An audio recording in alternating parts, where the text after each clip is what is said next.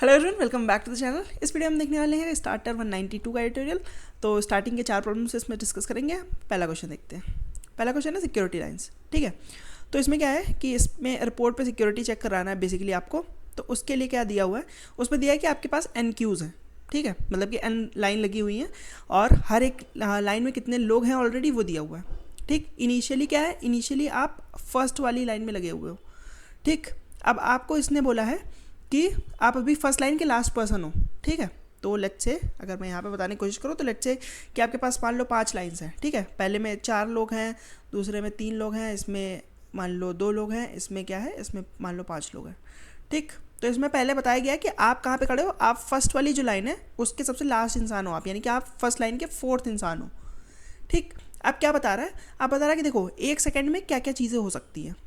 1 second में basically क्या होता है कि अगर आपको चॉइस देता है कि आप यहाँ पे खड़े हो, अभी आप 1 सेकेंड में 1 सेकेंड जब स्टार्ट होता है तो क्या कर सकते हो आप अपने एडजेसेंट किसी भी क्यू में जा सकते हो। ठीक है, तो लेट्स से आप यहाँ पे खड़े हो अभी 0 वाली क्यू में, तो आपको अगर मन करा तो आप क्या करोगे कि आप फर्स्ट सेकेंड में क्या करोगे, इधर चले जाओगे, इस वाली क्यू के लास्ट पर्सन बन जाओगे आप। ठीक है, किसी भी क्यू में अगर जाओगे तो लास्ट पर्सन ही बन पाओगे।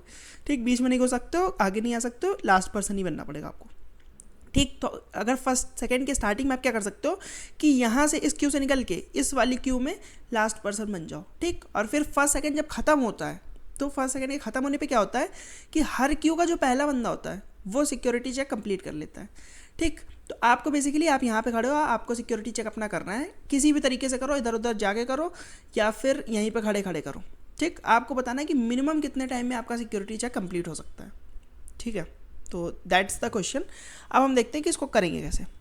तो देखो बेसिकली इसका हम डिफ़ाइन कैसे करेंगे। डिफ़ाइन हम करते हैं कि हम, क्योंकि हमारे पास ऑप्शन है कि हम किसी और क्यू में भी जाके सिक्योरिटी चेक कर सकते हैं। ठीक है, तो हम डिफ़ाइन करते हैं कि किसी एक पर्टिकुलर क्यू में मेरे को चेक इन करने में बेसिकली कितना मिनिमम टाइम लगेगा, और जो हर एक क्यू का मिनिमम आएगा, हर एक क्यू का बेसिकली जो वैल्यू आएगी उसका अगर हम मिनिमम निकाल लेंगे किस वाले क्यू में मेरे को सबसे कम टाइम लगेगा, तो क्या होगा, तो मेरा काम हो जाएगा।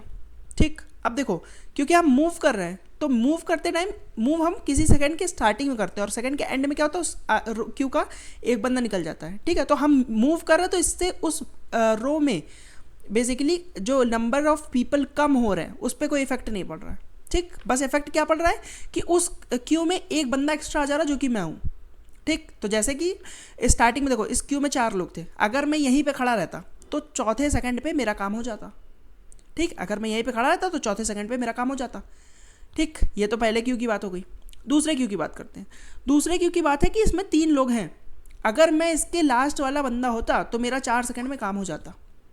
ठीक, बट क्योंकि मैं लास्ट वाला बंदा तो हूँ नहीं, तो अगर मेरे को लास्ट वाला बंदा बनना पड़ेगा तो मेरे को बेसिकली कितने एडजेसेंट ऑपरेशन परफॉर्म करने पड़ेंगे, मेरे को बेसिकली एक एडजेसेंट ऑपरेशन परफॉर्म करना है। ठीक, मेरे को क्या करना है, एक एडजेसेंट ऑपरेशन परफॉर्म करना है। एक एडजेसेंट ऑपरेशन परफॉर्म करूंगा तो मैं इस क्यू का आखिरी बंदा बन जाऊंगा, मतलब कि अब इस क्यू में 4 लोग हो गए, बट ये ऑपरेशन परफॉर्म करने से इसके नंबर ऑफ पीपल यही नहीं रहेंगे, क्योंकि देखो मैं जिस वाले सेकंड में मैं इधर से इधर आ रहा था उस सेकंड में भी तो एक बंदा कम हुआ होगा। ठीक, तो मतलब कि मैंने इसके बंदों को 4 कर दिया है। ठीक, इसके बंदों को मैंने क्या किया, एक बंदा इसमें बढ़ गया है, बट जो मैं यहाँ से यहाँ तक आ रहा था उस टाइम पे भी इसमें से एक बंदा कम हो रहा होगा। ठीक है, तो मतलब कि कहने का मतलब ये है कि आपके मूव करने के बाद आपको पहले ऑप्शन देता है कि क्या तुम मूव करना चाहते हो।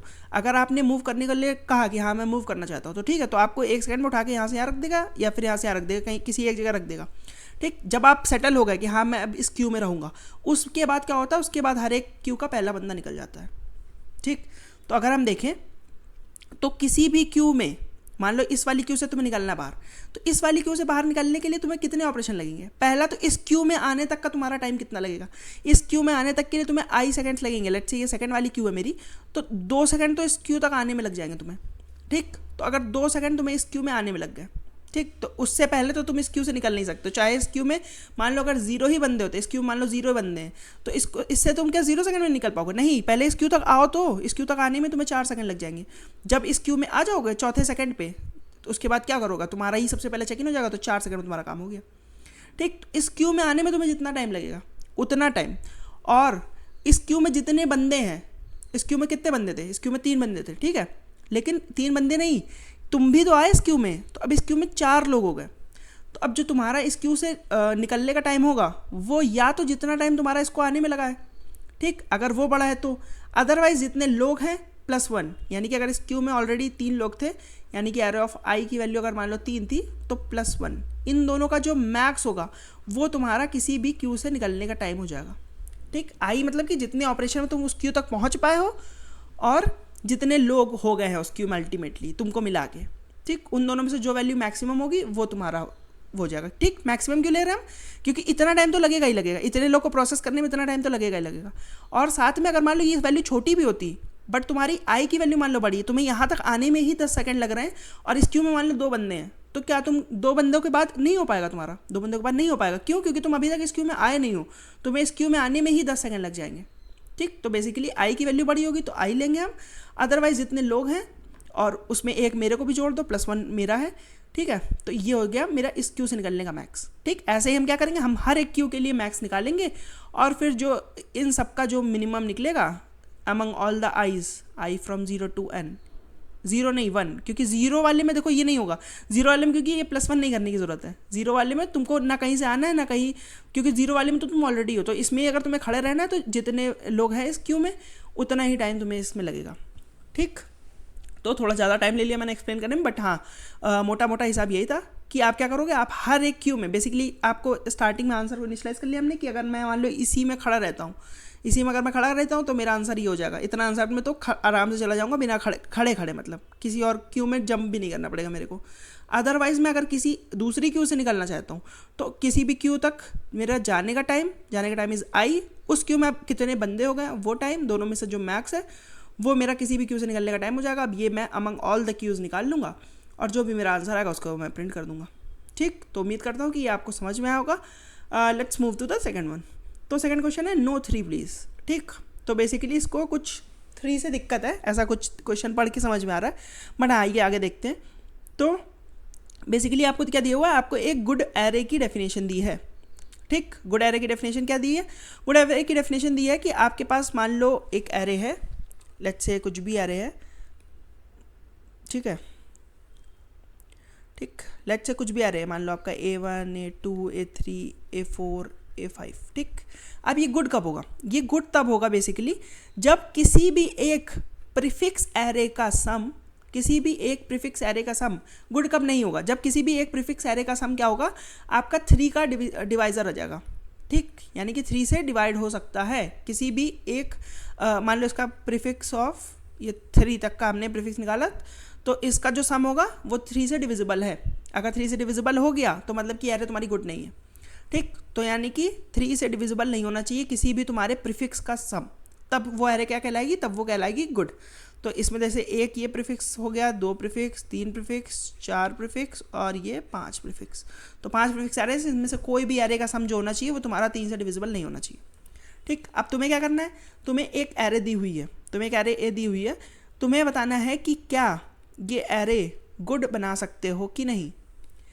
गुड बनाने के लिए क्या कर सकते हो अब तुम, गुड बनाने के लिए बेसिकली एटमोस्ट एक ऑपरेशन परफॉर्म कर सकते हो, और वो ऑपरेशन क्या है, एटमोस्ट एक ऑपरेशन ये है कि किसी भी एक प्रीफिक्स को चूज़ करो और उसको क्या कर दो, तुम किसी भी एक प्रीफिक्स को चूज़ करो और उसको रिवर्स कर दो, ठीक। मान लो तुमने ये प्रीफिक्स चूज़ किया, इसको रिवर्स कर दिया, तो A4 A3 A2 A1 और A5 अब ये हो जाएगी, ठीक। कोई भी एक ऑपरेशन अगर तुम्हें परफॉर्म करना है तो करो, परफॉर्म नहीं करना तो कोई बात नहीं, लेकिन किसी भी मैक्सिमम एट मैक्स तुम क्या कर सकते हो, एक किसी भी प्रीफिक्स को उठाओ उसको रिवर्स कर दो, ठीक। अब ये जो एरे बची ये गुड होनी चाहिए, ठीक। अगर तुम ऐसा कर सकते हो, एक ऑपरेशन एटमोस्ट एक ऑपरेशन परफॉर्म करके अगर तुम एरे को गुड बना सकते हो तो यस प्रिंट कर दो, अदरवाइज नो प्रिंट कर दो, ठीक। तो देखो अब ये हम कैसे वेरीफाई करेंगे कि मेरी एरे गुड बन सकती है कि नहीं। तो पहले तो हम देखो चेक कर ले कि हमें एक भी ऑपरेशन अगर हम नहीं परफॉर्म करते हैं तो क्या मेरी एरे गुड है कि नहीं, ठीक। तो वो तो बेसिकली सिंपल है कि आप क्या करोगे, प्रीफिक्स हम निकालते जाओगे, यहाँ का प्रीफिक्स हम निकाला, उसको mod 3 करके चेक कर लिया कि 0 तो नहीं आ रहा है, ऐसे ही करते करते आप हर जगह का प्रीफिक्स हम तो निकाल सकते हो, ठीक। हर जगह का प्रीफिक्स हम निकाल लिया, आपने mod 3 करके देख लिया कि 0 तो नहीं आ रहा है। अगर कहीं पे भी 0 आ रहा है तो इसका मतलब कि ओरिजिनल एरे तो तुम्हारी गुड नहीं है, अब तुम्हें ही ऑपरेशन परफॉर्म करके इसको गुड बना सकते हो तो बनाओ, अदरवाइज फिर नो प्रिंट कर दो, ठीक। तो देखो अब बेसिकली इसको गुड कैसे बना सकते हो तुम, लेट्स से मैंने कहा कि मान लो मेरा एक तो यहाँ तक की प्रीफिक्स जो सब वो आ रहा है वो गुड आ रहा है, एक तो यहाँ तक का प्रीफिक्स का जो सब एरे आ रहा है वो गुड आ रहा है, ठीक। तो बेसिकली अगर हम इसको वैल्यू असाइन करने की कोशिश करते हैं तो लेट्स से मैंने कहा ये 3 थी, ये 1 थी, ये 2 थी, और बाकी बाद की वैल्यूज़ मैं ऐसी कुछ लेता हूँ कि अब बाद का कुछ गुड ना हो। ठीक है, तो यहाँ तक का 6 हो चुका है मेरा, तो अब मैं 4 ले लेता लेट्स से, और ये ले लेता हूँ, ये भी 4 ले लेता हूँ। ठीक, तो यहाँ तक का prefix sum 3 is divisible by 3। ठीक, यहाँ तक का 4, यहाँ तक का 6, ये भी डिविजिबल बाय, ये 10 हो गया, ये 14 हो गया आपका। ठीक, तो अब आपने कहा कि मेरे पास अभी ओरिजिनल तो गुड नहीं है, क्योंकि मेरा 2 जगह ऐसा है जहाँ पे प्रीफिक्स सम मेरा क्या आ रहा है, 0 आ रहा है। ठीक, अब मैं कहता हूँ कि आपको ऑपरेशन क्या परफॉर्म करने को मिल रहा है, ऑपरेशन परफॉर्म करने को आपको मिल रहा है कि किसी भी एक प्रीफिक्स को उठाओ और उसको क्या करो, रिवर्स कर दो। ठीक, तो मैंने कहा चलो ठीक है, देखते हैं क्या रिवर्स करने पे मेरा कुछ हो सकता है काम। तो देखो, आपने कहा कि मैं कहता हूँ कि मैं स्टार्टिंग के 2 एलिमेंट्स को रिवर्स करना चाहता हूँ। ठीक, तो मैंने कहा ठीक है, रिवर्स करके देख लो भाई, तुम्हारी इच्छा है तो तुमने कहा ठीक है, इसको A2 कर दिया, इसको A1 कर दिया, इसको A3 कर दिया, इसको A4 कर दिया, ये A5 हो गया। ठीक, अब ये करने से क्या मेरा कुछ फ़र्क पड़ा? देखो, ये मेरा गुड नहीं था और ये भी मेरा गुड नहीं था, इन 2 पोजीशंस पे मेरा एरे गुड नहीं हो रही थी। ठीक है, लेकिन देखो यहाँ तक की वैल्यूज़ तुमने केवल रिवर्स करी है, लेकिन सम तो अभी भी उतना ही होगा ना, और फिर इधर का सम भी उतना ही होगा। ठीक, क्योंकि तुमने यहाँ की एक भी वैल्यू नहीं चेंज करी है, बस उसका ऑर्डर चेंज हुआ है। ठीक, यहाँ तक कि अगर वैल्यू नहीं चेंज हुई है, उसका ऑर्डर ही केवल चेंज हुआ, तो यहाँ तक का प्रीफिक्स सम अभी फिर भी 6 ही आएगा। ठीक, वैल्यू तुमने चेंज कर दी, लेट्स से इसको तुमने 1 कर दिया था और इसको 3 कर दिया था, क्योंकि तुमने इन दोनों को रिवर्स किया है। तो अभी यहाँ इसका हो गया 1 और इसका हो गया तुम्हारा 4, बट क्या अभी तक यहाँ तक की वैल्यू चेंज हुई? नहीं, यहाँ तक की वैल्यू नहीं चेंज हुई, क्योंकि तुमने यहाँ तक की वैल्यूज़ को तो सेम ही रखा है ना, बस उसका ऑर्डर चेंज हुआ है। ठीक, क्योंकि इसके अंदर ही अंदर तुमने रिवर्स ऑपरेशन परफॉर्म कर लिया है। इसको अगर तुम किसी बाहर वाले के साथ रिवर्स करते तो एक बार हो सकता था कि यहाँ तक का प्रीफिक्स सम जो है वो तुम्हारा चेंज हो जाता, बट क्योंकि तुमने अंदर ही अंदर रिवर्स कर लिया, तो यानी कि यहाँ तक के एलिमेंट का केवल ऑर्डर चेंज हुआ है, एलिमेंट खुद नहीं चेंज हुआ है। तो एलिमेंट नहीं चेंज हुआ है तो प्रीफिक्स सम भी नहीं चेंज होगा। ठीक, तो इसका मतलब कि अगर कोई एक एलिमेंट जो है वो दिक्कत दे रहा था पहले, और तुमने ये जो रिवर्स वाला ऑपरेशन है ये वहाँ या उसके पहले तक अप्लाई किया, तो क्या होगा? तो अभी भी प्रीफिक्स सम चेंज नहीं होगा, तो यानी कि अभी भी वो दिक्कत देगा।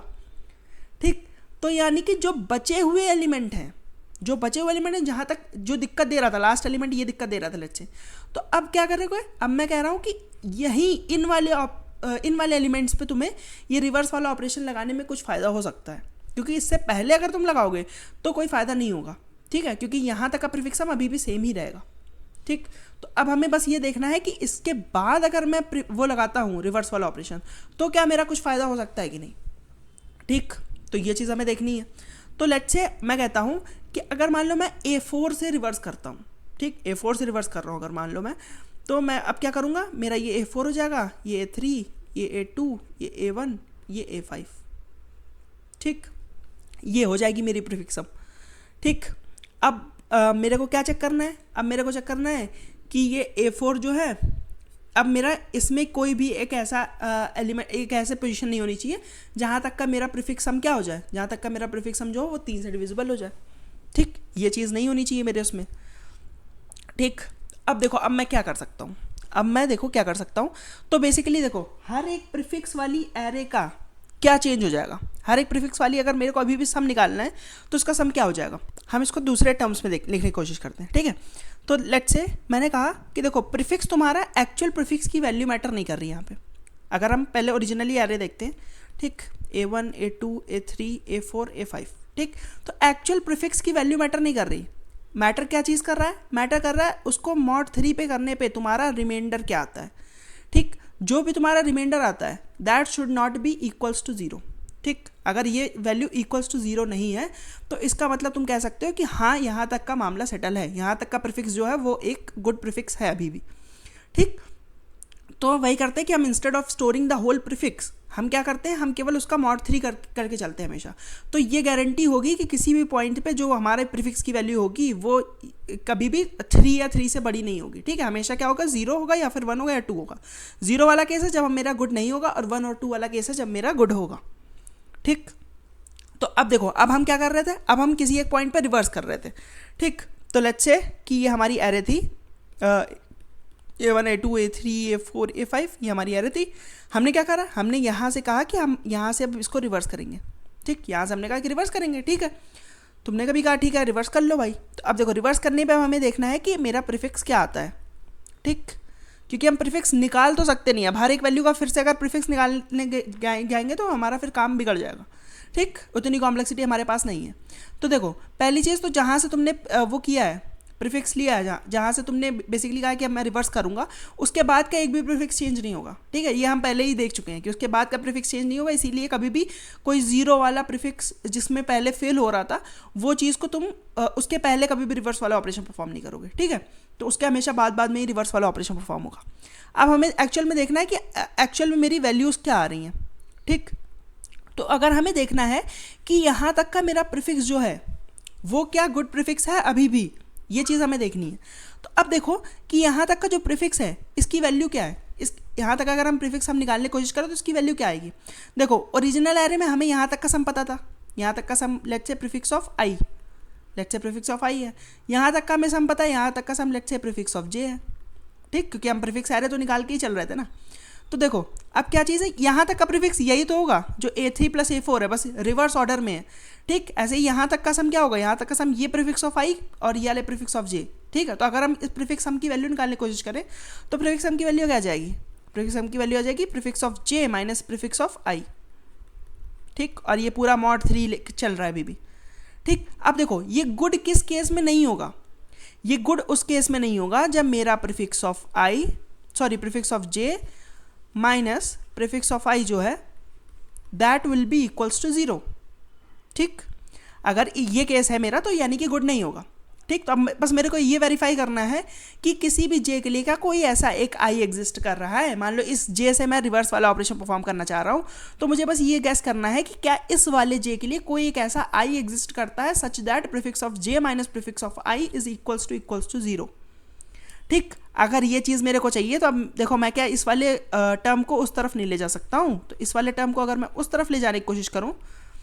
तो यानी कि मेरा ऐसा कभी भी नहीं होना चाहिए कि इस प्रीफिक्स ऑफ जे के लिए ऐसा एक प्रीफिक्स ऑफ आई एग्जिस्ट कर रहा हो सच दैट कि वो वाला मेरा प्रीफिक्स ऑफ आई जो हो वो मेरा प्रीफिक्स ऑफ जे के बराबर हो, ठीक। This is exactly similar to what we use to do in that question, जो क्वेश्चन होता है कि सब एरे सम इक्वल्स के, ठीक, उसमें भी अगर के की वैल्यू अगर तुम 3 पुट कर दो तो अब बस हमें क्या करना है, हमें इस पॉइंट पे यही तो वेरीफाई करना है कि ऐसी कोई एक सब एरे तो नहीं है कहीं मेरी इस एरे में सच दैट कि वो मॉडुलो 3 हो जाए, ठीक, वो मतलब कि 3 से डिविजिबल हो जाए। तो उसमें भी हम क्या करते थे, एक मैप लेके चलते थे, मैप में प्रीफिक्स हम स्टोर करते थे और किसी भी प्रीफिक्स ऑफ जे पे पता करते थे कि क्या मेरा ये -3 तो नहीं एग्जिस्ट कर रहा है, ठीक। तो अगर हम मॉडुलो लेके चल रहे हैं तो यानी कि 0, बस मेरे को वेरीफाई करना है कि मेरा prefix of J minus prefix of I should not be equals to 0, अगर शुड बी इक्वल्स टू 0 हुआ किसी भी केस में तो उस केस में क्या हो जाएगा, उस केस में हम कह सकते हैं कि मेरा ये एरे गुड नहीं रह गई, यानी कि अगर हम यहाँ से रिवर्सल ऑपरेशन परफॉर्म करेंगे तो मेरी एरे गुड नहीं रह जाएगी, ठीक। तो बेसिकली क्या करना है, हमें प्रीफिक्स लेते हुए चलना है, किसी भी पॉइंट पे अगर हमें रिवर्स वाला ऑपरेशन यहाँ पे परफॉर्म करना है तो बस हमें वेरीफाई करना है कि क्या पहले ऐसा कभी भी हुआ है कि ये वाला प्रीफिक्स मेरा आया हो, अगर ऐसा कभी भी हुआ है तो यानी कि हम यहाँ से भी रिवर्स नहीं कर सकते, यहाँ से भी रिवर्स करेंगे तो मेरी जो एरे है वो गुड नहीं रह जाएगी, ठीक।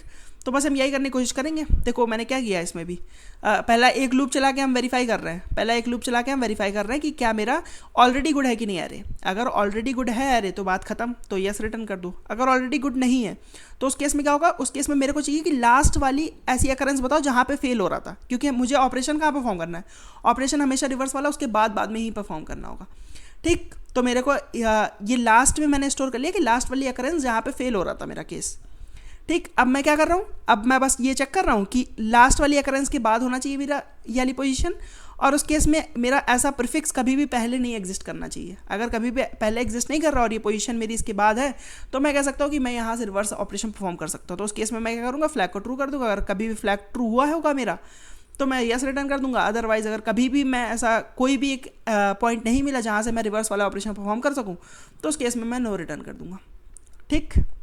तो उम्मीद करता हूँ कि ये भी आपको समझ में आएगा। Now let's move to the third question है इक्वेट एक्स वाई, ठीक है। तो इसमें क्या दिया है, इसमें आपको 4 वैल्यूज़ दी हैं एक्स वाई जेड एंड सी, ठीक। आपको क्या करना है, आपका अल्टीमेट गोल है कि एक्स को बराबर करना है वाई के, ठीक। आपको बताना है कितना कॉस्ट लगेगा, एक कॉइन्स दिया हुआ है, आपको बताना है कितने आपके मिनिमम कॉइन्स खर्च होंगे सच दैट कि आपका एक्स जो वो वाई के इक्वल हो जाए, ठीक है। अब देखो ऑपरेशन क्या परफॉर्म कर सकते हो, ऑपरेशन परफॉर्म कर सकते हो या तो एक कॉइन दो और z की वैल्यू को एक बढ़ा दो या फिर एक घटा दो। ठीक, तो z की वैल्यू को बेसिकली तुम चेंज कर सकते हो, जितनी चेंज करोगे इस वैल्यू को उतने ही तुम्हें कॉइन्स पे करने पड़ेंगे। ठीक, एक तो ये चीज़ हो गई। दूसरी चीज़ क्या है, दूसरी है कि तुम c नंबर ऑफ कॉइन्स दे दो और इनमें से एक ऑपरेशन परफॉर्म कर लो। ठीक, पहला ऑपरेशन क्या है, पहला ऑपरेशन है कि x को चेंज कर दो GCD of x comma z से और y को चेंज कर दो LCM of y comma z से। और अगला ऑपरेशन क्या है, अगला ऑपरेशन है कि जस्ट इसका अपोजिट है, यानी कि तुम या तो z को या तो सॉरी x को तुम GCD ऑफ x y से चेंज करो तो y को तुम्हें LCM से चेंज करना पड़ेगा, या तो तुम अगर x को LCM से चेंज करो तो y को तुम्हें GCD से चेंज करना पड़ेगा। ठीक है, तो they are just similar operations, but किस पे अप्लाई करना है तो उस पर बेस करेगा तुम्हारा। ठीक है, तो मतलब कि एक पे तुम्हें LCM परफॉर्म कर सकते हो और एक पे तुम्हें GCD परफॉर्म करना पड़ेगा। ठीक, अगर तुम C कॉइन्स देते हो तुम्हें बताना है कि मिनिमम कितने नंबर ऑफ कॉइन्स में तुम्हारा काम हो सकता है। ठीक, तो let's just first see these operations, ये ऑपरेशन एक्चुअल में है क्या और ये हमारा किस तरीके से हेल्पफुल हो सकते हैं। ठीक है, तो हम देखते हैं। देखो लेट्स से हमारा एक x दिया है, एक y दिया है, एक z दिया है। ठीक, कॉइन्स की अभी हम चिंता नहीं करते, कॉइन्स हम बाद में देखते हैं कि कॉइन्स कितने खर्च होंगे, वो हम कैलकुलेट करते हैं बाद में। देखो अब मेरे को क्या कर सकता हूँ एक ऑपरेशन में, मैं कर सकता हूँ कि GCD of x comma z से रिप्लेस कर दूंगा मैं अपने x को। ठीक, और यहाँ पे y को क्या कर सकता हूँ, y को मैं कर सकता हूँ कि GCD of y comma z से रिप्लेस कर सकता हूँ। ठीक है, इतना कर सकता हूँ मैं। ठीक, तो लेट्स से अगर हम x को लिखते हैं, x मतलब कि मेरा क्या हो जाएगा, अब मेरा x GCD के बराबर हो जाएगा। ठीक है, तो x को अगर हमने लिखा है कि g इंटू सम a, ठीक, y वुड बी नहीं ये GCD नहीं होगा, ये LCM होगा। ठीक, तो लेट्स से अगर मेरा x अब g बन गया है, ठीक, g is GCD of x और z, तो मतलब कि मेरा z में भी कहीं ना कहीं, z में भी मेरा कहीं ना कहीं ये g की अकरेंस होगी, यानी कि g से डिविजिबल होगा। तो z अगर मान लो मेरा g इंटू सी था और मेरा x मान लो क्या था, x मान लो मेरा g इंटू ए था। ठीक, तो जब इसका GCD मैंने लिया तो मेरे को g मिल गया। ठीक, जब इसका GCD लिया तो मेरे को क्या मिल गया, मेरे को g मिल गया। ठीक, अब मैं कहता हूँ कि अब मान लो मैं इस पर दूसरा वाला ऑपरेशन परफॉर्म करता हूँ। अब मैं क्या कहता हूँ, मैं कहता हूँ कि अब इस पर मैं दूसरा, अभी y को छोड़ते हैं, y को अभी देखते हैं y कैसे चेंज हो रहा है, उसकी बात बाद में करेंगे, पहले हम x पे ही देखते हैं। ठीक, x पे मैंने कहा कि अब तुमने x को g तो बना दिया, अब मैं कह रहा हूँ कि x पे तुम क्या करो, अब x पे तुम LCM वाला ऑपरेशन परफॉर्म करो। LCM इस कि पहले जो x है मेरा और उसका मैं क्या करूँ, z के साथ LCM ले लूँ।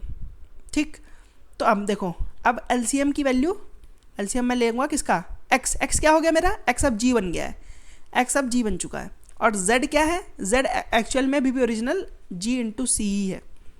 ठीक, तो अब अगर इसकी मैं वैल्यू निकालने की कोशिश करूँ तो इसकी वैल्यू क्या आ जाएगी, LCM ऑफ g निकालना और g इंटू सी, तो जो बड़ी वैल्यू है वो आएगी ना मेरा, g इंटू सी आ जाएगी मेरा LCM। ठीक, तो इसका मतलब कि एक बार मैं इस पर GCD परफॉर्म करी x और z पे और एक बार इस पर LCM परफॉर्म करा, तो जो अल्टीमेटली वैल्यू मेरी हो गई वो मेरी z के बराबर हो गई, क्योंकि g इंटू सी क्या है, g into C is z। ठीक, तो मतलब कि GCD परफॉर्म करी उसके बाद LCM परफॉर्म करा तो मेरी वैल्यू किसके बराबर हो गई, मेरी वैल्यू z के बराबर हो गई।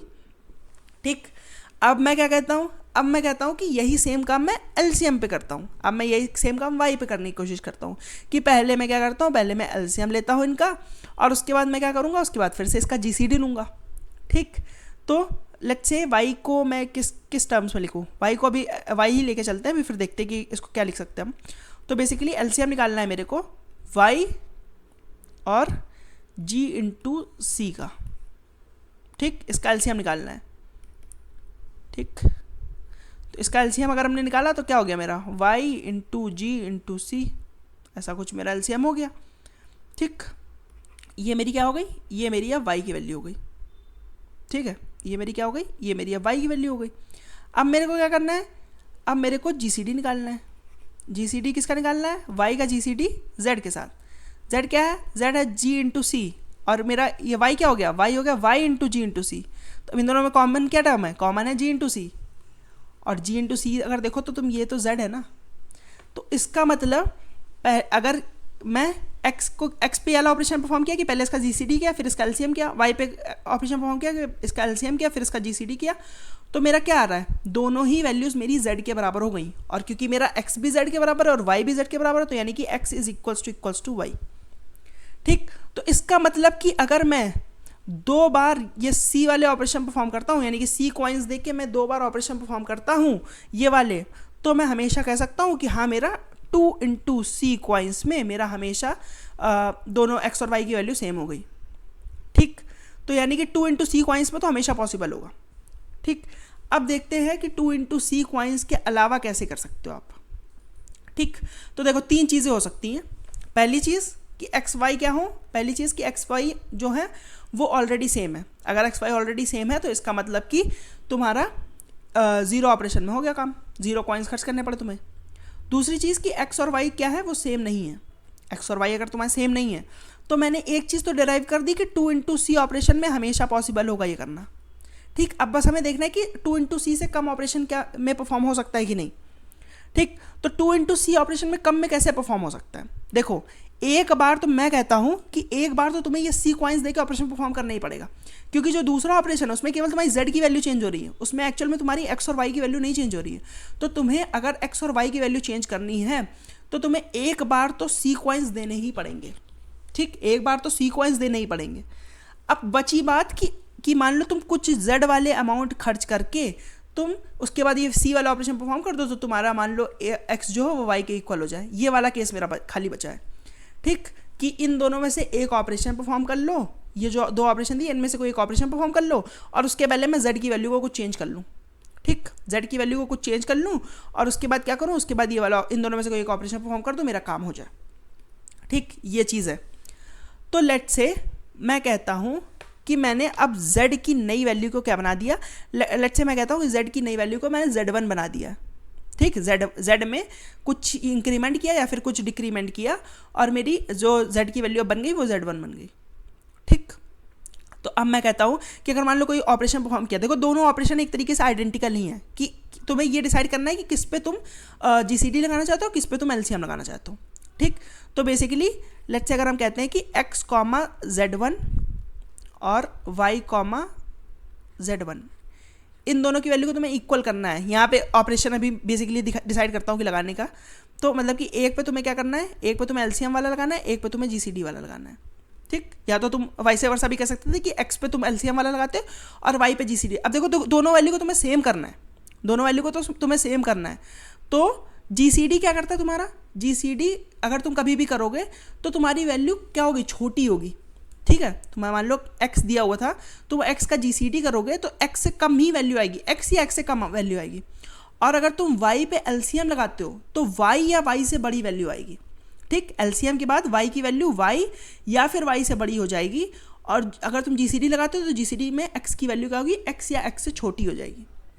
ठीक, तो बेसिकली जो टर्म तुम्हारा छोटा है, अगर मान लो x क्या है, x ग्रेटर देन y है, x अगर ग्रेटर देन y है तो x पे जीसीडी लगाओ और y पे क्या लगाओ, y पे एलसीएम लगाओ। अगर तुम्हारा x जो है वो लेस देन y है तो क्या करोगे, तो तुम y पे जीसीडी लगाओगे। ठीक, y पे क्या करोगे, GCD of y comma z1 करोगे और इधर LCM of x comma z1 करोगे। ठीक, तो जो टर्म तुम्हारा छोटा है उस पर तुम एलसीएम लगाओगे और जो टर्म तुम्हारा बड़ा है उस पर तुम क्या करोगे, उस पर तुम जीसीडी लगाओगे। ठीक, ये तो बात साफ हो गई।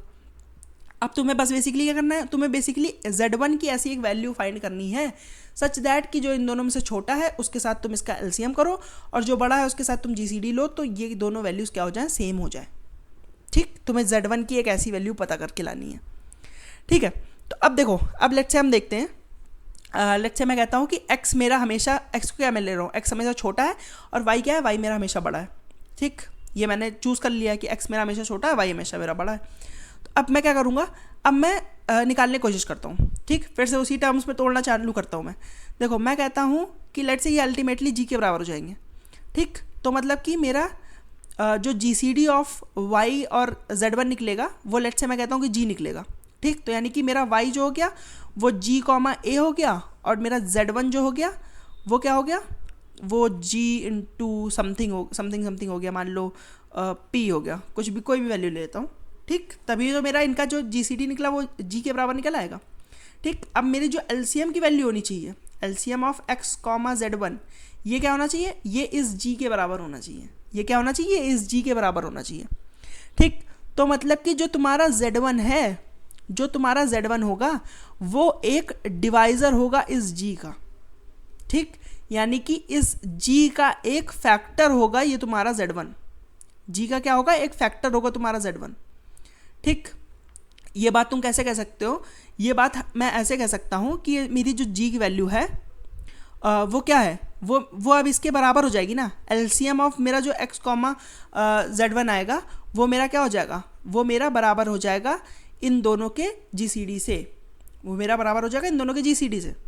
तो मैं ये कह सकता हूँ कि मेरा जो Z1 है वो मेरा एक फैक्टर है इस G का, ठीक। इस G का अगर मैं फैक्टराइजेशन करूँगा तो उसमें से एक ना एक फैक्टर मेरा Z1 भी होगा, ठीक। अब क्योंकि मैं कह सकता हूँ कि Z1 जो है वो मेरा एक G का फैक्टर है, और जो मैं कह रहा था कि G मेरा एक Y का फैक्टर है, क्योंकि Y को क्या लिख सकता था, Y को लिख सकता था मैं G इंटू A, ठीक। तो यानी कि G जो है मेरा वो Y का एक फैक्टर है, और जो मेरा Z1 है वो मेरा G का फैक्टर है। तो अल्टीमेटली मैं ये भी तो कह सकता हूँ कि मेरा जो Z1 होगा वो मेरा Y का भी एक फैक्टर होगा, मेरा जो Z1 होगा वो मेरा Y का भी एक फैक्टर होगा। जैसे कि अगर मैं इसको मैं दिखाना चाहूँ तो लेट्स से ये मेरी वैल्यू थी 2, ये मेरी वैल्यू मान लो थी 3, ठीक। इनका एलसीएम लिया मैंने तो 6 आ गया, इनका एलसीएम जो लिया वो मैंने 6 आ गया, ठीक। तो मतलब कि G की वैल्यू मेरी 6 थी, तो ये मान लो मैं लिख सकता हूँ Y मेरा मान लो 24 था, ठीक। तो इसको मैं लिख सकता था 6 इंटू 4 के टर्म्स में, ठीक। 6 इंटू 4 के टर्म्स में मैं मान लो इसको लिख सकता था, ठीक है। तो अब उस केस में देखो क्या होगा, उस केस में मेरा ये 3 G की वैल्यू मैंने क्या लिखी थी, G की वैल्यू मैंने लिखी थी 6, ठीक, और ऐसे कुछ भी मान लो, ठीक। तो बस मैं दिखाना क्या चाह रहा हूँ, दिखाना चाह रहा हूँ कि देखो मेरा Z1 जो है वो है 3, वो मेरा क्या है, इस 6 का एक फैक्टर है, ठीक। और मेरा G जो है वो इसका फैक्टर है, तो मेरा अल्टीमेटली ये जो Z1 हो गया ये मेरा इसका भी फैक्टर होगा। तो ये 24 का अगर तुम फैक्टर करो तो उसमें से एक फैक्टर 3 भी है, ठीक। तो बेसिकली मैं कह सकता हूँ कि Z1 जो भी मेरा होगा वो मेरा Y का एक फैक्टर होगा। Y क्या है, Y है बड़ा वाला टर्म, ठीक। X और Y में बड़ा वाला टर्म जो है उसका फैक्टर होगा Z1, ठीक। अब बस मेरे को क्या करना है, बेसिकली मेरे को Y के सारे फैक्टर पे ट्रैवर्स करना है। Y के सारे फैक्टर में ट्रैवर्स करने पे कितना टाइम लगेगा, √Y टाइम लगेगा। तो सारे फैक्टर्स पे इसमें मैं ट्रैवर्स कर सकता हूँ और मैं अपनी Z1 की वैल्यू निकाल सकता हूँ। अब मुझे बस क्या चेक करना है, मुझे चेक करना है कि इस Z1 के लिए X और Z1 का मेरा एलसीएम जो होगा वो अगर मेरा इक्वल है GCD ऑफ जो मेरा Z1 और Y है, अगर ये मेरा सेम, ये मेरी वैल्यू सेम आ रही है, तो इसका मतलब मैं कह सकता हूँ कि मैं कितने ऑपरेशन में परफॉर्म कर लूँगा। एक बार तो देखो मेरे को C ऑपरेशन परफॉर्म करना ही पड़ेगा, C कॉइन्स खर्च करने पड़ेंगे क्योंकि एक ऑपरेशन परफॉर्म कर रहा हूँ, और साथ में कितने ऑपरेशन लगेंगे, और साथ में मेरे को जितनी मेरे को Z चेंज करना है, Z और Z1 के बीच में जितना डिफरेंस है उतने एक्स्ट्रा ऑपरेशन लगेंगे, ठीक। तो इतने ऑपरेशन में मैं काम कर दूंगा, और ये वैल्यू मेरी किससे ज़्यादा नहीं होनी चाहिए, 2 इंटू C से ज़्यादा नहीं होनी चाहिए, क्योंकि 2 इंटू C में तो मैं ऑलरेडी प्रूव कर चुका हूँ कि मैं परफॉर्म कर सकता हूँ, ठीक। तो देखो ये थोड़ा मैथ हैवी था, थोड़ा GCD VCD तुम्हें आना चाहिए अच्छे से, तभी ये क्वेश्चन कर पाते तुम। बट इस समझने में भी देखो थोड़ा सा कन्फ्यूजन हो रही होगी, बट यहाँ पे तुम वैल्यूज़ लेके देखना, मैंने तुम्हें वेरिएबल्स लेके दिखाया करके, तुम एक्चुअल में वैल्यूज़ लेके देखना, तो तुम्हें हो सकता है ज़्यादा समझ में, ठीक।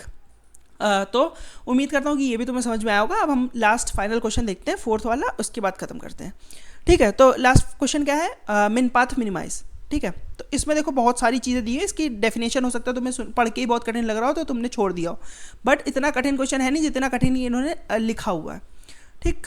तो मैं इसको सरल टर्म्स में तुम्हें समझाने की कोशिश करता हूँ। तो बेसिकली इन्होंने कहा है कि तुम्हें एक ट्री दिया हुआ है, ठीक। इन्होंने बेसिकली क्या कहा है, इन्होंने कहा कि तुम्हें एक ट्री दिया हुआ है, ठीक, कोई भी लेट्स से एक ट्री दिया हुआ है। अब इन्होंने कहा है कि एक जो पाथ होगा, ठीक, एक जो पाथ होगा, मान लो यहाँ से यहाँ तक का पाथ तुम देख रहे हो, यहाँ से मान लो यहाँ तक का पाथ देख रहे हो, ठीक। तो इन्होंने कहा है कि मिन वैल्यू क्या होगी, mn ऑफ एक ऐसे u और v दिया हुआ है, तो mn ऑफ u v क्या है, mn ऑफ u v है कि u से v तक का पाथ देखो तुम, और उसमें जो मिनिमम वैल्यू है, ठीक। मान लो हर एक नोड की एक वैल्यू है बेसिकली, तो इसकी वैल्यू 2 3, इसकी वैल्यू 5 थी, इसकी वैल्यू मान लो 1 थी, तो इस पाथ में मिनिमम वैल्यू क्या है, इस पाथ में मिनिमम वैल्यू तुम्हारी 1 है, ठीक। तो mn ऑफ uv क्या हो जाएगा तुम्हारा, mn ऑफ uv तुम्हारा जो होगा वो 1 के बराबर हो जाएगा, ठीक। तो अब इन्होंने और क्या चीज़ कही है, इन्होंने और कहा है कि जो मेरा s होगा वो मेरा क्या होगा, s जो होगा, s is a set of सारे जो ये mn निकालना है तुम्हें सारे u और v के लिए, ठीक, तो हर एक नोड को तुम एक बार यू मानो, एक वी मानो, तो इसको यू मान के मेरा सारे वी क्या हो जाएंगे, एक बार इसको वी मान लो, एक बार इसको वी मान लो, एक बार इसको वी मान लो, एक बार इसको वी मान लो, एक बार इसको, एक बार इसको। ठीक, हर एक यू के लिए सारी नोड्स को तुम वी मान के अब ये mn ऑफ यू वी की वैल्यू कैलकुलेट कर लो। ठीक, अब इसको क्या करो, तुम एक सेट में लिख लो, फिर इस नोड को यू मानो और बाकी सारी नोड को वी मानो, उसको भी इस सेट में डाल लो। ऐसे ही हर एक यू वी के लिए जो भी तुम्हारी इस मिनिमम की वैल्यू आ रही है वो उसका तुम्हें एक सेट बनाना है बेसिकली।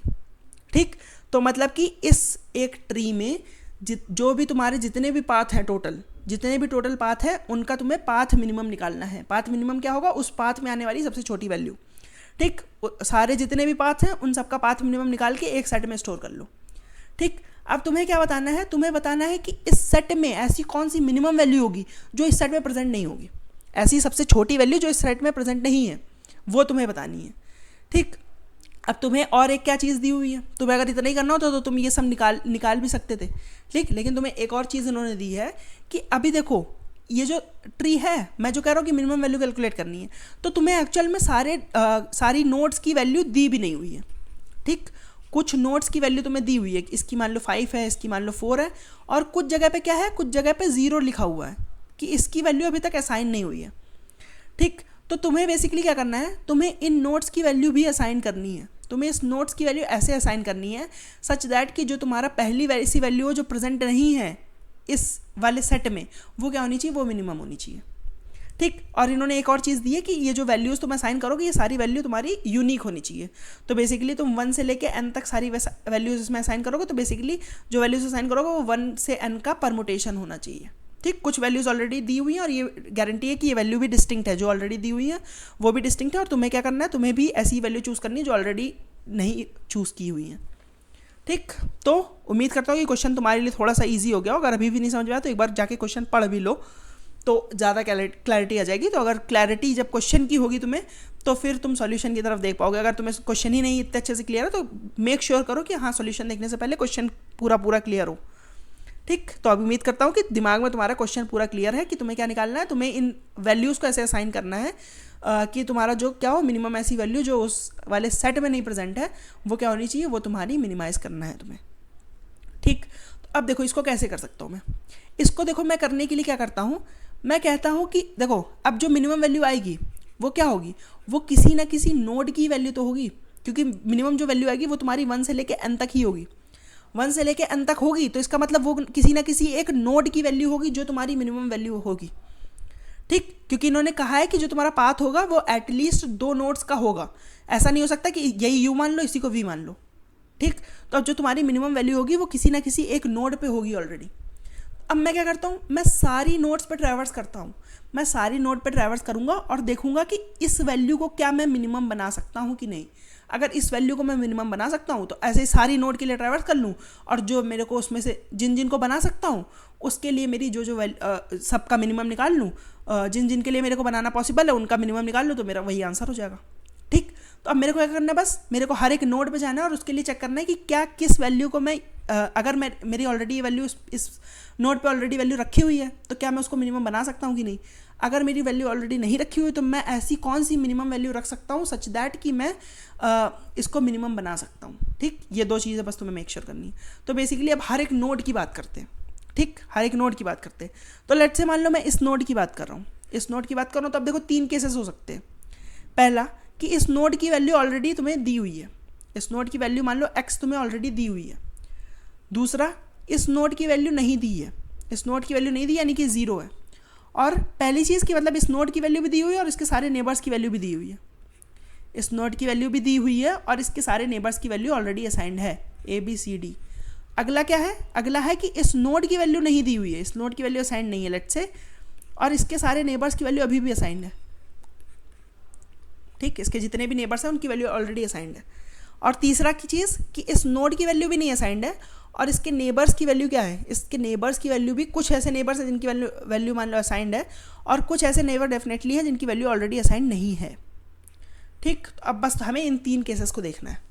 ठीक, तो इन 3 केसेस को बारी बारी से देखते हैं। पहली चीज़, जब इस नोड की वैल्यू असाइंड है और इसके सारे नेबर्स की वैल्यू असाइंड है। ठीक, मान लो इसके नेबर्स की वैल्यू असाइंड है 2, 3, 5, लेट्स से, और ये हो गया मान लो 4। ठीक, अब देखो, अब मेरे को मेक श्योर करना है कि ये वैल्यू मेरी मिनिमम वाले सेट में नहीं प्रेजेंट हो। ठीक, तो मिनिमम वाले सेट में मेरा सारे यू वी की मिनिमम वैल्यू प्रेजेंट है, तो यू वी में मेरा 2 साइज़ का भी तो पाथ आता है, कि यानी कि 2 साइज़ का पाथ। अब देखो इस नोड से 2 साइज़ का पाथ क्या क्या बन सकता है। अब देखो इस नोड से अगर कोई भी पाथ बनेगा, इस नोड से होते हुए कोई भी पाथ बनेगा, तो उसमें ये वाली एज जरूर आएगी, या फिर ये वाली एज जरूर आएगी, या फिर ये वाली एज जरूर आएगी, या फिर ये वाली एज जरूर आएगी। ठीक, तो अब मतलब कि तुम्हें अगर इसको मिनिमाइज करना है, अगर तुम्हें मेक श्योर करना है कि ये मेरा ना आए, ये मेरा मिनिमम पाथ ना आए, तो यानी कि ये मेक श्योर करना पड़ेगा तुम्हें। क्योंकि देखो अगर मान लो इसकी वैल्यू यू है, इसकी वैल्यू यू है, तो अगर तुम्हें कोई भी पाथ बन रहा है तो वो या तो इन दोनों नोड्स को लेके बनेगा, या तो इन दोनों नोड्स को लेके बनेगा, या तो इन दोनों नोड्स को लेके बनेगा, या तो इन दोनों नोड्स को लेके बनेगा। तो अब तुम चाह रहे हो कि ये जो सेंटर में वैल्यू रखी है ये मेरी मिनिमम वैल्यू ना बने, तो क्या होना चाहिए, तो तुम्हें ये गारंटीड होनी चाहिए कि ये जो वैल्यू है ये क्या होनी चाहिए, ये इससे भी बड़ी होनी चाहिए, इससे भी बड़ी होनी चाहिए, इससे बड़ी होनी चाहिए, इससे बड़ी होनी चाहिए। लेट्स से मैं अगर 7 रख देता हूँ, तो मैं अब कह सकता हूँ कि 7 और 4 को लेकर अब कोई भी पाथ बनेगा तो उसमें मिनिमम वैल्यू मेरी 4 होगी। ऐसे ही 7 और 5 को लेकर कोई भी पाथ बनेगा तो मिनिमम वैल्यू 5 होगी। ऐसे 7 और 3 को लेकर तो 3 होगी, 7 और 2 को लेकर तो 2 होगी। लेकिन अगर मैं मान लो मैं यहाँ पे 1 रख देता हूँ, अगर मैंने 1 रख दिया, तो अब मैं 1 और 3 को लेकर कोई भी पाथ बनाऊंगा तो उसकी मिनिमम वैल्यू तो 1 ही होगी, क्योंकि 2 साइज़ के पाथ में जब ये मिनिमम वैल्यू है, तो अब ये कितना भी बड़ा पाथ होगा तो ये या इससे कोई छोटी वैल्यू अगर मिल जाए, लेकिन ये तो मिनिमम हो ही गई ना, 2 के लिए भी मिनिमम हो गई, तो मेरी ये सेट में तो चली गई ना। तो अब मेरे को मेक श्योर करना है कि ये जो ऑलरेडी सारी वैल्यूज़ दी हैं उनसे कोई बड़ी वैल्यू मैं असाइन करूँ। ठीक, तो मेरे को अब देखना पड़ेगा कि कौन कौन सी मेरी अनअसाइंड वैल्यूज़ हैं 1 से लेकर n तक। 1 से लेकर n तक मान लो मेरी ऐसी 4-5 वैल्यूज़ हैं, मान लो 7 अनअसाइंड है, 9 और 10, ऐसे बहुत सारी वैल्यूज़ हैं जो अनअसाइंड है। ठीक, तो मैं क्या करना चाहूँगा, मैं देखना चाहूँगा कि मेरा जो अभी का मैक्स है, अभी जितने लोग हैं इनका मैक्स क्या है, 5। तो अब मेरे को 5 से कोई बड़ी वैल्यू इसमें असाइन करनी है, तो मैं इसमें ढूंढूंगा कि 5 से कोई बड़ी वैल्यू है कि नहीं। तो 5 से कोई बड़ी वैल्यू अगर होगी तो वो उठा के मैं इस पर असाइन कर दूंगा। ठीक, मान लो 5 से बड़ी वैल्यू और सबसे छोटी वैल्यू, क्योंकि मेरे को मिनिमम निकालना आंसर। ठीक, तो 5 से सबसे छोटी वैल्यू क्या है, 7। ठीक, अभी चिंता मत करो कि कैसे निकाल रहा हूँ मैं। बेसिकली अगर मान लो बताना भी चाहूँ कि कैसे निकाल रहा हूँ, तो मेरा अगर देखो क्वेश्चन क्या है, मेरा क्वेश्चन है कि 5 से बड़ी और सबसे छोटी, इस सेट में 5 से बड़ी और इस सेट में बेसिकली 5 से बड़ी सबसे छोटी वैल्यू कौन सी है। ठीक, जो 5 से बड़ी हो और फिर ऐसी जितनी 5 से बड़ी वैल्यूज़ हैं उनमें सबसे छोटी हो। तो ये तुम्हारा एक बाइनरी सर्च का क्वेश्चन नहीं लग रहा है कि अगर मान लो ये एरे तुम्हारी सॉर्टेड है, तो इसमें तुम्हें निकालना है कि 5 से बड़ी, 5 से जस्ट बड़ी और बाकी सारी वैल्यू से छोटी। तो बेसिकली ये तुम्हें क्या हो गया, ये तुम्हारा अपर बाउंड की डेफिनेशन नहीं हो गई क्या। अपर बाउंड जो तुम्हारा C++ में होता है वो यही तो होता है कि 5 से जस्ट बड़ी वैल्यू, इस सॉर्टेड सेट में 5 से जस्ट बड़ी वैल्यू निकालनी है तुम्हें। ठीक, तो ये तुम बाइनरी सर्च से ईजिली निकाल सकते हो। ठीक, अब हम बाकी केसेस देख लेते हैं। बाकी केसेस क्या है कि बाकी सारी नोट्स की वैल्यू असाइंड है ऑलरेडी, बाकी सारे नोट्स की वैल्यू ऑलरेडी असाइंड है।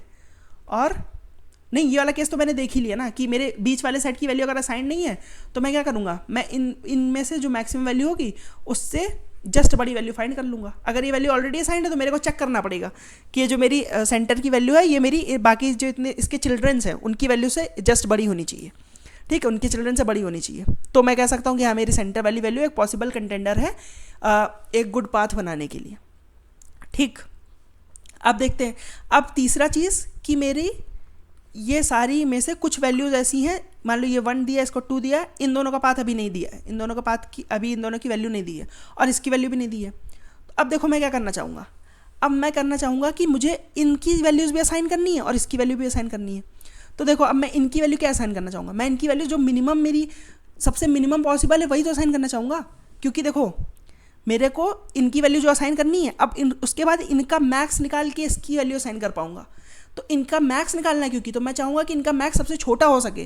तो इसका मतलब कि जो सबसे छोटी नॉट असाइंड वैल्यूज़ हैं वही उठा के मैं यहाँ पे असाइन करना चाहूँगा। जो सबसे छोटी नॉन असाइंड वैल्यूज़ है वो उठा के इसको असाइन कर दिया। अब मेरी प्रॉब्लम क्या हो गई, मेरा सेकंड केस के हिसाब से सेम प्रॉब्लम हो गई कि चिल्ड्रंस की वैल्यू ऑलरेडी असाइंड है, मेरे को अब पेरेंट की वैल्यू असाइन करनी है। फिर से मैं इसमें बाइनरी सर्च लगा सकता हूँ और फिर से अपर बाउंड लगा के बेसिकली मैं इसकी वैल्यू भी निकाल सकता हूँ। ठीक, अगर तो अब इसमें केसेस क्या आ सकते हैं कि अगर मान लो मैंने अपर बाउंड लगाया और मेरे पास ऐसी कोई वैल्यू ही नहीं है, तो उस केस में क्या होगा, उस केस में मतलब कि मेरा इस वाली नोड को मैं आंसर नहीं बना सकता हूँ कभी भी, ये हो गया उसका मतलब। ठीक, या फिर मतलब चिल्ड्रंस की वैल्यू असाइन करने के लिए नहीं है, तो भी ऐसा तो कभी होगा नहीं कि चिल्ड्रंस की वैल्यू, क्योंकि अगर वैल्यूज असाइन नहीं है तो एटलीस्ट इतनी वैल्यू तो तुम्हारे पास बची होंगी। बट हाँ, ये ज़रूर हो सकता है कि तुम्हारे पास चिल्ड्रंस की वैल्यू असाइन करने के बाद ऐसा ना मिले, ऐसा कोई वैल्यू ना मिले जो इनके चिल्ड्रंस की वैल्यू से बड़ी हो। तो ये केस हो सकता है। तो इस केस में क्या होगा, इस केस में तुम ये कह सकते हो कि हाँ जो तुम्हारा इस नोड के लिए कोई आंसर नहीं बन सकता है। ठीक, तो ऐसा तुम्हें हर एक नोड के लिए करना है। बेसिकली एक डीएफएस लगाओगे, उसमें क्या करोगे, तो उसके सारे पेरेंट्स की वैल्यू निकाल लोगे, पेरेंट्स की वैल्यू का मैक्स निकाल लोगे, और उसके बाद बाइनरी सर्च लगा के जो भी पॉसिबल वैल्यूज़ रख सकते हो उनके सेट में बाइनरी सर्च लगाओगे और एक वैल्यू निकाल के लाओगे। इसके लिए सारे नोड्स की वैल्यू में जो मिनिमम आएगा वो तुम्हारा आंसर हो जाएगा। ठीक, तो ये भी थोड़ा सा देखो, थोड़ा सा इम्प्लीमेंटेशन वाला क्वेश्चन है बेसिकली। बाकी सोचने में अब तुम्हें हो सकता है उतना दिक्कत नहीं आ रही हो। तीसरा क्वेश्चन थोड़ा अच्छा था, उसमें तुम्हारा जीसीडी वगैरह अच्छे से मैथ तुम्हारी टेस्ट हो रही थी। तो उम्मीद करता हूँ कि आपको ये सारे क्वेश्चन समझ में आएंगे। अगर कोई भी डाउट है किसी भी क्वेश्चन में तो आप मुझसे कमेंट सेक्शन में पूछ सकते हो। अगर वीडियो पसंद आए तो उसको लाइक कर देना, चैनल को सब्सक्राइब कर देना। मैं मिलता हूँ आपसे किसी और वीडियो में, तब तक के लिए बाय बाय।